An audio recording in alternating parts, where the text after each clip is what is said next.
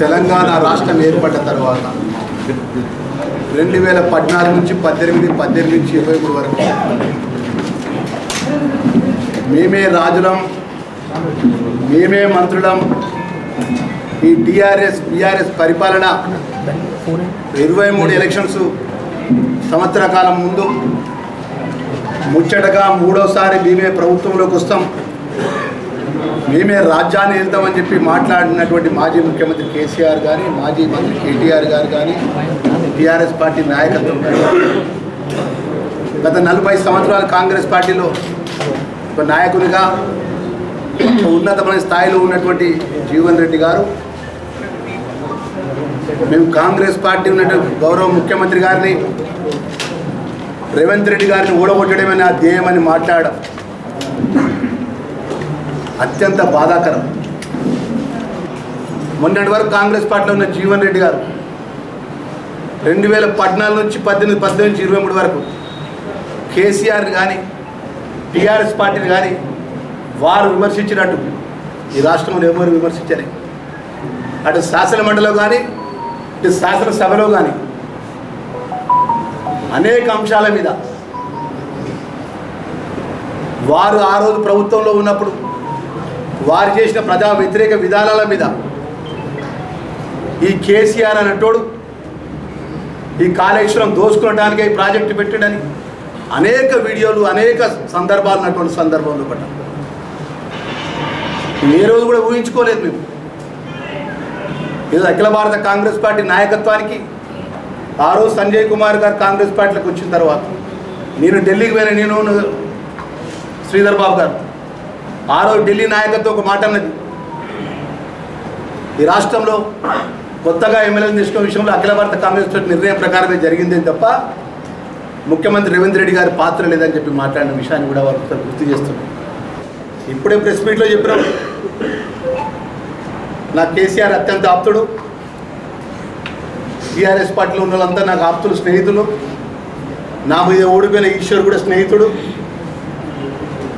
అని చెప్పి మాట్లాడు. మాకు కూడా కొంచెం బాధ అనిపిస్తుంది. ఒకటే పార్టీని నమ్ముకున్నాం, ఒకటే జెండాను నమ్ముకున్నాం, మన ప్రభుత్వాన్ని తీసుకొచ్చే విషయంలో ఒకట. మరి జీవన్ రెడ్డి గారు కూడా కష్టపడి కాంగ్రెస్ పెట్టుకుని కష్టపడలేదు ఎప్పుడు మేము అనం. మరి మీరు మీకు ఇష్టం లేకపోతే, మీ రాజకీయంగా విభేదాలు ఉంటే, ఇక్కడ పార్టీ పరంగా ఏమైనా ఇబ్బందులు ఉంటే మేము పార్టీ మారుతున్నామని చెప్పండి, పార్టీ వదిలిపోతున్నామని చెప్పండి. నాకు మంత్రి పదవిని అర్హులు కాదని అంటున్నాను. నేను ఒక్క మాట యథార్థమైన విషయం మా ప్రెస్లో చెప్తున్నాను.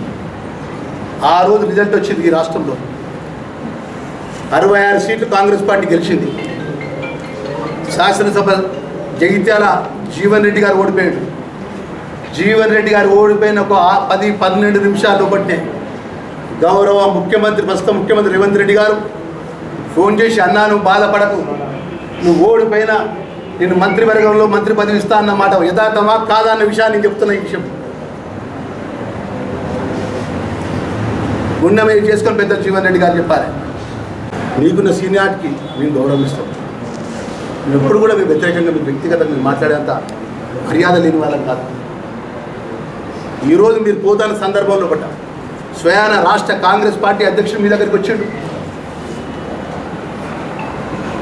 రాష్ట్రంలో క్యాబినెట్ మంత్రిగా పెద్ద శ్రీధర్ బాబుని 5 సార్లు మా ఎమ్మెల్యే గెలిచి, మంత్రిగా 3 సార్లు గెలిచిన రాష్ట్ర క్యాబినెట్ శ్రీధర్ బాబు గారు, నేను జిల్లా కాంగ్రెస్ సమయం మన మేడిపల్లి సత్యం గారు, ఆది శ్రీనివాస్ గారు, మహేష్ కుమార్ గౌడ్ గారు, జరిగింది జరిగిపోయిందన్న, ఏం పొరపాటు జరిగిందో ఏం పొరపాటు జరగలేదో రెండో విషయం మనం అందరం కూర్చొని మాట్లాడుకుందాం.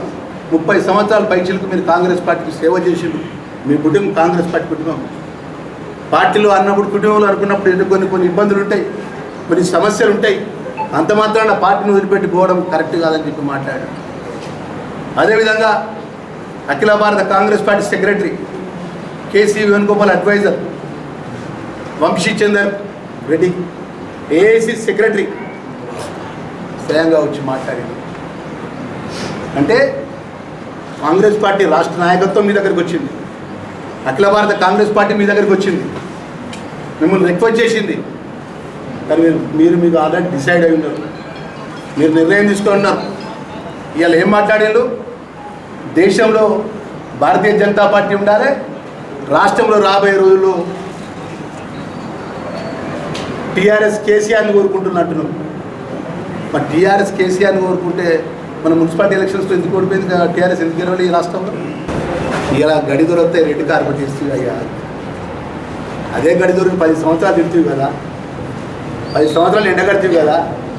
100% ఈరోజు ఈ సందర్భంగా ఏదైతే కేటీఆర్ జగిత్యాల జిల్లా ఈరోజు రాజకీయంగా నాకు జన్మనిచ్చిన ధర్మపురం ప్రాంత ప్రజలకు జన్మనిచ్చిన జిల్లా వచ్చి ఈరోజు ఏది పడుతుందే మాట్లాడి ఏదైతే 6 గ్యారెంటీలు అబద్ధం అన్నమను, ఇంకేదో అబద్ధం అన్నమను, జీవన్ రెడ్డి లాంటి నాయకుల్ని మీరు వదిలిపెట్టుకున్నాడు అని మాట్లాడు, ముఖ్యమంత్రి మా రేవంత్ రెడ్డి గారిని టార్గెట్ చేసి ముఖ్యమంత్రి గారు మాట్లాడమని తీవ్రంగా ఖండిస్తున్నాము.